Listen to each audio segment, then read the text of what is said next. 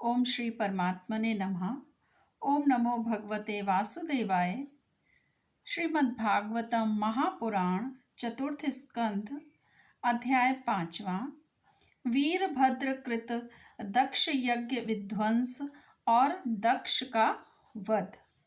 श्री मैत्रेय जी कहते हैं, महादेव जी ने जब देवर्षि नारद के मुख से सुना कि अपने पिता दक्ष से अपमानित होने के कारण देवी सती ने प्राण त्याग दिए हैं और उसकी यज्ञ वेदी से प्रकट हुए ऋभुओं ने उनके पार्षदों की सेना को मारकर भगा दिया है, तब उन्हें बड़ा ही क्रोध हुआ।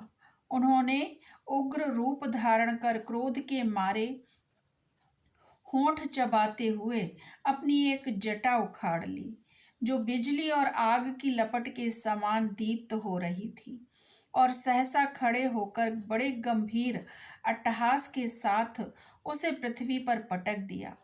उससे तुरंत ही एक बड़ा भारी लंबा चौड़ा पुरुष उत्पन्न हुआ। उसको उसका शरीर इतना विशाल था कि वह स्वर्ग को स्पर्श कर रहा था। उसके 1000 भुजाएं थीं, मेघ के समान श्याम वर्ण था, सूर्य के समान जलते हुए 3 नेत्र थे, विकराल दाढ़ें थीं और अग्नि की ज्वालाओं के समान लाल लाल जटाएं थीं। उसके गले में नरमुंडों की माला थी और हाथों में तरह तरह के अस्त्र शस्त्र थे। जब उसने हाथ जोड़कर पूछा कि भगवान, मैं क्या करूं, तो भगवान भूतनाथ ने कहा, वीरभद्र, तू मेरा अंश है, इसलिए मेरे पार्षदों का अधिनायक बनकर तू तुरंत ही जा और दक्ष तथा उसके यज्ञ को नष्ट कर दे। प्यारे विदुर जी, जब देवाधिदेव भगवान शंकर ने क्रोध में भरकर ऐसी आज्ञा दी, तब वीरभद्र उनकी परिक्रमा करके चलने को तैयार हो गए। उस समय उन्हें ऐसा मालूम होने लगा कि मेरे वेग का सामना करने वाला संसार में कोई और नहीं है, और मैं बड़े से बड़े वीर का भी वेग सहन कर सकता हूँ। वे भयंकर सिंहनाद करते हुए एक अति कराल त्रिशूल हाथ में लेकर दक्ष के यज्ञ मंडप की ओर दौड़े। उनका त्रिशूल संसार संहारक मृत्यु का भी संहार करने में समर्थ था। भगवान रुद्र के और भी बहुत से सेवक गर्जना करते हुए उनके पीछे हो लिए। उस समय वीरभद्र के पैरों के नूपुर आदि आभूषण झनन झनन बजते जाते थे। इधर यज्ञशाला में बैठे हुए ऋत्विज, यजमान, सदस्य तथा अन्य ब्राह्मण और ब्राह्मणियों ने जब उत्तर दिशा की ओर धूल उड़ती हुई देखी, तब वे सोचने लगे कि अरे, यह अंधेरा सा कैसे होता आ रहा है, यह धूल कहाँ से आ गई। इस समय ना तो आंधी ही चल रही है और ना कहीं लुटेरे ही सुने जाते हैं, क्योंकि अपराधियों को कठोर दंड देने वाला राजा प्राचीन बहिर अभी जीवित है। अभी गौओं के आने का समय भी नहीं हुआ है, फिर यह धूल कहाँ से आ रही है। क्या इसी समय संसार का प्रलय तो नहीं होने वाला है। तब दक्ष पत्नी प्रसूति एवं अन्य स्त्रियों ने व्याकुल होकर कहा, प्रजापति दक्ष ने अपनी सारी कन्याओं के सामने बेचारी निरपराधा सती का तिरस्कार किया था।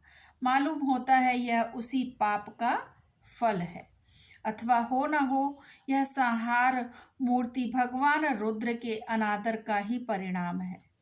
प्रलय काल उपस्थित होने पर जिस समय वे अपने जटाजूट को बिखेर कर तथा शस्त्रास्त्रों से सुसज्जित अपनी भुजाओं को ध्वजाओं के समान फैलाकर तांडव नृत्य करते हैं, उस समय उनके त्रिशूल के फलों से दिग्गज बिंध जाते हैं तथा उनके मेघ गर्जन के समान भयंकर अट्टहास से दिशाएं विदीर्ण हो जाती हैं। उस समय उनका तेज असह्य होता है। वे अपनी भौहें टेढ़ी करने के कारण बड़े दूर दूर जान पड़ते हैं और उनकी विकराल दाढ़ों से तारागण अस्त व्यस्त हो जाते हैं। उन क्रोध में भरे हुए भगवान शंकर को बार बार कुपित करने वाला पुरुष साक्षात विधाता ही क्यों न हो, क्या कभी उसका कल्याण हो सकता है?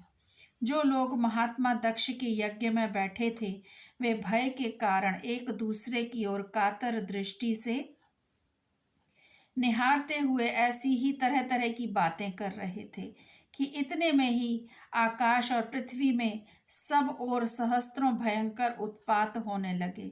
विदुर जी, इसी समय दौड़कर आए हुए रुद्र सेवकों ने उस महान यज्ञ मंडप को उस चारों तरफ से घेर लिया। वे सब तरह तरह के अस्त्र शस्त्र लिए हुए थे। उनमें कोई बौने, कोई भूरे रंग के, कोई पीले और कोई मगर के समान पेट और मुख वाले थे। उनमें से किन्हीं ने प्रागवंश यज्ञशाला के पूर्व और पश्चिम के खंभों के बीच में आड़े रखे हुए डंडे को तोड़ डाला। किन्हीं ने यज्ञशाला के पश्चिम की ओर स्थित पत्नीशाला को नष्ट कर दिया। किन्हीं ने यज्ञशाला के सामने का सभा मंडप और मंडप के आगे उत्तर की ओर स्थित आग्रीघशाला को तोड़ दिया। किन्हीं ने यजमान गृह और पाकशाला को तहस नहस कर डाला। किन्हीं ने यज्ञ के पात्र फोड़ डाले। किन्हीं ने अग्नियों को बुझा दिया। किन्हीं ने यज्ञ कुंडों में पेशाब कर दिया और किन्हीं ने वेदी की सीमा के सूत्रों को तोड़ डाला। कोई कोई मुनियों को तंग करने लगे, कोई स्त्रियों को डराने धमकाने लगे और किन्हीं ने अपने पास होकर भागते हुए देवताओं को पकड़ लिया। मणिमान ने भृगु ऋषि को बांध लिया। वीरभद्र ने प्रजापति दक्ष को कैद कर लिया तथा चंडीश ने पूषा को और नंदीश्वर ने भग देवता को पकड़ लिया।